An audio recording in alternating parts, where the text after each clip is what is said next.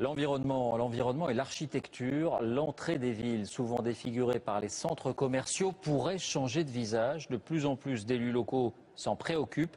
Les architectes s'en mêlent pour des bâtiments en forme d'œuvres d'art. Vous avez bien entendu, enquête Daniel Wolfrom, Yvan Froberg.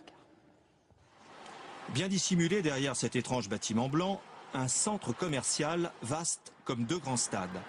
Vu de l'extérieur, rien ne l'indique, aucune marque, aucune enseigne, c'est le but. Conserver le paysage alentour et se montrer discret justement pour attirer le chaland. Au début, on pensait que c'était... Oui, quelque chose de botanique, tout ça. Enfin, on ne pensait pas que c'était tout ça. Vous ne saviez pas ce que c'était en fait? Non, pas du tout. Pas du tout. Et c'est grandiose, hein? Des voitures électriques desservent 60 magasins, tous alignés vers l'intérieur du centre commercial. Au milieu, un parking, dissimulé dans un jardin écologique, saule pleureur, pelouse, récupération des eaux de pluie.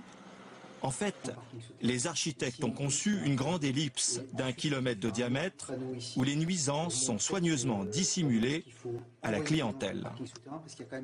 Il y a 22 500 panneaux perforés, c'est de l'aluminium, donc qu'on utilise dans les voitures et dans les avions, donc c'est perforé.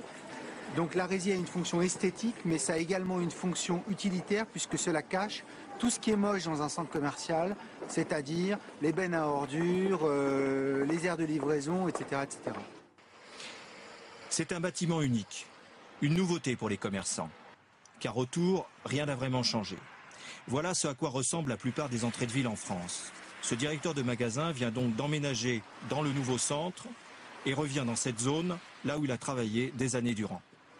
Jusqu'à présent, je pensais que c'était plutôt sympa. C'était notre cadre de travail habituel, on s'habitue à tout. Quand vous retournez, qu'est-ce que vous en pensez? Il faudrait raser tous les centres et les entrées de ville pour faire des concepts plus homogènes. Rénover ou tout raser et pallier l'absence d'urbanisme, pour les élus, la question est devenue un vrai casse-tête.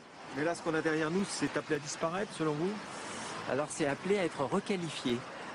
Pour nous, ça veut dire requalifié, ça veut dire que ça sera, un certain nombre d'enseignes vont partir, seront revendues, ça sera modernisé en façade. Mais on ne peut pas, en tant que collectivité, racheter tout et raser. Ça coûterait certainement des fortunes. Mais ce qui est innovant coûte cher. Ici, 30% d'investissement en plus, en pariant sur une clientèle accrue, attirée par ces centres